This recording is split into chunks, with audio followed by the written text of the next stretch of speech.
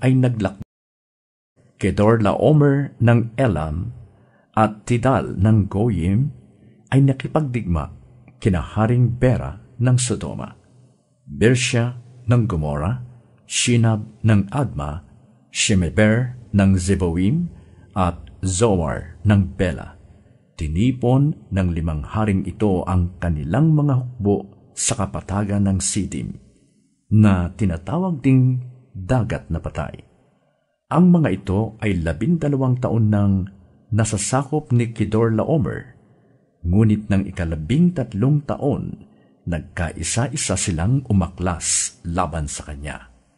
1 taon buhat nang sila'y umaklas, dumating si Kedorlaomer kasama ang mga haring kakampi niya upang sila'y muling sakupin. Nalupig na niya ang mga bansang kanyang dinaanan, ang mga Refaita sa Astarot Karnaim, ang mga Suzita sa Ham, at ang mga Emita sa Save Kiryataim. Tinalo na rin nila ang mga Horeo sa kabundukan ng Seir hanggang sa El Paran, sa gilid ng desyerto. Buhat dooy, bumaling silang patungo sa Kades o En-Mispat at sinakop ang lupain ng mga Amalekita at ng mga Amoreo sa Hazazon Tamar. Tinipon nga ng mga hari ng Sodoma, Gomora, Adma, Zeboim at Bela ang kanilang mga hukbo sa kapatagan ng Sidim, at doon nila hinarap sina Haring Kedorlaomer ng Elam, Tidal ng Goyim, Amraphel ng Sinar, at Areok ng Elasar. 5 laban sa 4. Natalo ang 5 hari, at nang sila'y tumakas sa labanan, ang hari ng Sodoma at ang hari ng Gomora ay nahulog sa balon ng alkitran na marami sa dakong iyon. Ang iba'y nakatakas papunta sa kabundukan, kaya't sinamsam ng 4 na hari ang lahat ng ari-ariang natagpuan sa Sodoma at Gomora, pati ang pagkain doon. Binihag din nila ang pamangkin ni Abram na si Lot na nakatira sa Sodoma, at kinuha ang lahat ng ari-arian nito. 1 takas ang nagbalita ng pangyayaring ito kay Abram na Hebreo, na nooy nakatira malapit sa tabi ng sagradong kahuyan ni Mamre, isang Amoreo. Si Abram at si Mamre kasama ang mga kapatid niyang sina Eskol at Aner ay may umiiral na kasunduan. Pagkarinig niya sa nangyari sa kanyang pamangking si Lot, tinawag niya ang kanyang mga tauhan at nakatipon siya ng 318 mandirigma. Sinundan nila ang mga kalabang hari hanggang sa Dan. Pagdating doon, nagdalawang pangkat sila, at pagsapit ng gabi, sinalakay nila ang kaaway.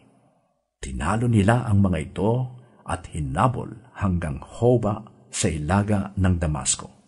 Nabawi nilang lahat ang nasamsam na ari-arian at nailigtas si Lot, ang mga kababaihan at ang iba pa nitong mga kasamahan.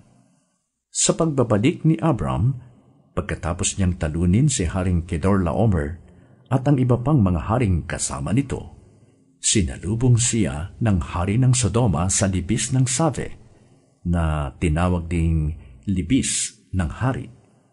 Dinalhan siya ni Melkisedek, hari ng Salem at pari ng kataas-taasang Diyos, ng tinapay at alak, at binasbasan.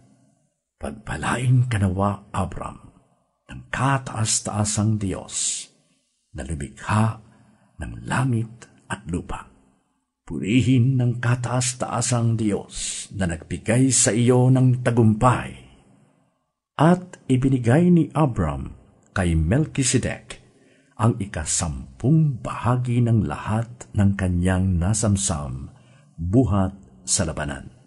Sinabi ng hari ng Sodoma kay Abram, "Iyon ang lahat ng bagay na nakuha mo. Subalit, ibalik mo sa akin ang lahat ng mga tauhan ko."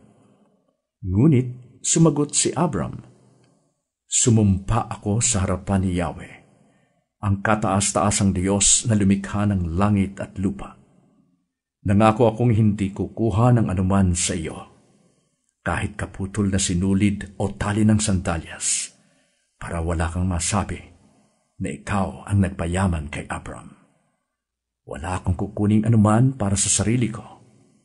Ang mga nagamit lamang ng aking mga tauhan ang aking tatanggapin, at ang bahaging nauukol sa aking mga kakampi, hayaan ninyong kunin ni na Aner, Eskol at Mamre ang bahaging nauukol sa kanila.